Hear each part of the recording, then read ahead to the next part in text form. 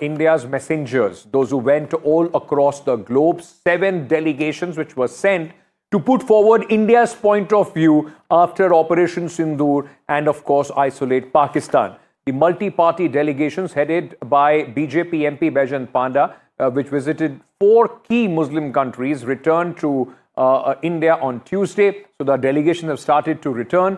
They also, in fact, met the External Affairs Minister S. Jaishankar, who lauded their effort after the feedback mechanism was used to give the feedback to the External Affairs Minister. The delegation is the first of the 7 groups comprising mostly of current and former member of parliaments, beside ex-diplomats, to have returned to India, with others also expected to return in a few days. But let me very quickly, ladies and gentlemen, go across at this moment to Mr. Harshvardhan Shringla, former Foreign Secretary of India, a member of the delegation number 1, which has just returned, to try and understand at this moment what has been achieved. What does this whole exercise, what it meant and what has been achieved post this exercise. Mr. Shringla, thank you, sir, for speaking to NDTV. You were part of the delegation which was led by Mr. Panda. You also had Mr. Uvesi and others in your delegation, sir. You went to 4 countries, Algeria, Saudi Arabia, Kuwait and Bahrain. What, according to you, sir, has been achieved through this exercise? Is Pakistan today more isolated? I have no doubt. I have no doubt about that. I think this idea of sending, all-party parliamentary delegations to key countries and our key partners across the globe has been very, very effective in presenting India's case from elected representatives in a unified manner. I think the spin-off benefit is that parliamentarians are also able to provide a certain momentum to the bilateral relations in all of these countries.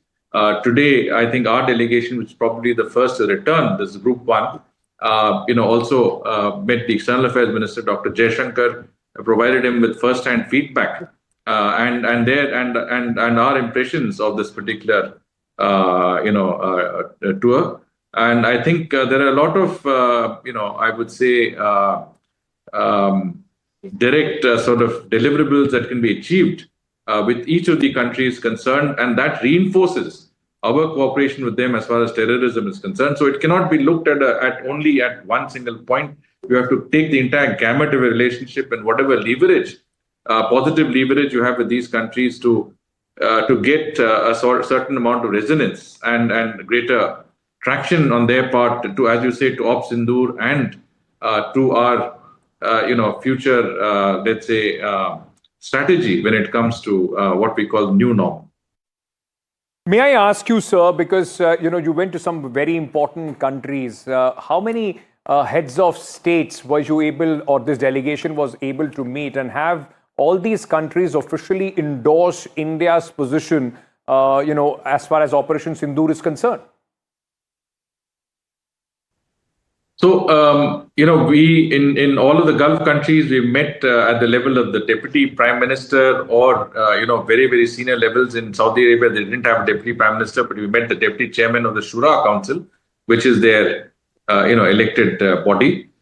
We also met the Minister of State for Foreign Affairs, who was the earlier Foreign Minister and a member of the Cabinet, Ahmed Al-Jaber, who was also in India on the 8th and 9th of May while this conflict was going on, and who has a great understanding of our part of the region.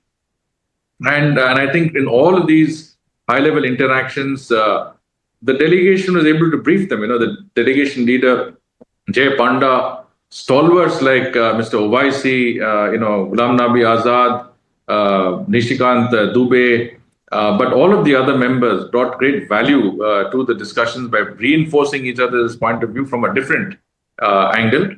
And I think there was a great amount of appreciation in the fact that even though there was so much diversity in terms of the representation of the delegation that was there, everybody spoke in one unified voice. And when it came to the country, everyone was India first, as far as their approach was concerned. That's good to hear, sir. Let me also ask you, because it's almost been seen as a copycat move. Pakistan has also sent a delegation led by their former Foreign Minister Bilawal Bhutto. How do you see their move, as far as sending out a similar group is concerned? And do you, in a way, feel that this is an attempt, or at least it will be able to negate some of the gains that Indian delegations have made across the globe? So, I mean, obviously, Pakistan's instinct is always to follow what we do in a desperate bid to attain a certain level of hyphenation of the India. Even though their foreign exchange reserves are $16 billion and ours are $600 billion, and their GDP is less than the GDP of a single state of India like Maharashtra. But they're so far behind that we don't see them in the rearview mirror, as Stephen Cohen used to say.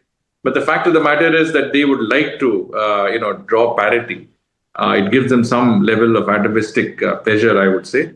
But I don't think their effort will bear fruit because they cannot do this sort of unified political outreach that we have because they have no democracy to show for.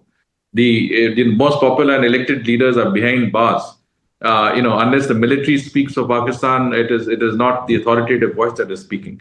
Bilawal Bhutto doesn't represent, the popular opinion in Pakistan. He represents a strand of opinion. There is no united, political front that they can present. No democracy to speak of. No economy to speak of. Only a failed state that is going and saying what countries know are basically, attempts at duplicity, and downright, I would say, factually incorrect insinuations. Mr. Singla, thank you so much, sir, for speaking to us at this moment. You're part of the delegation putting India, as he said, all the parliamentarians and this delegation is coming together to put India first and the message of India across the globe.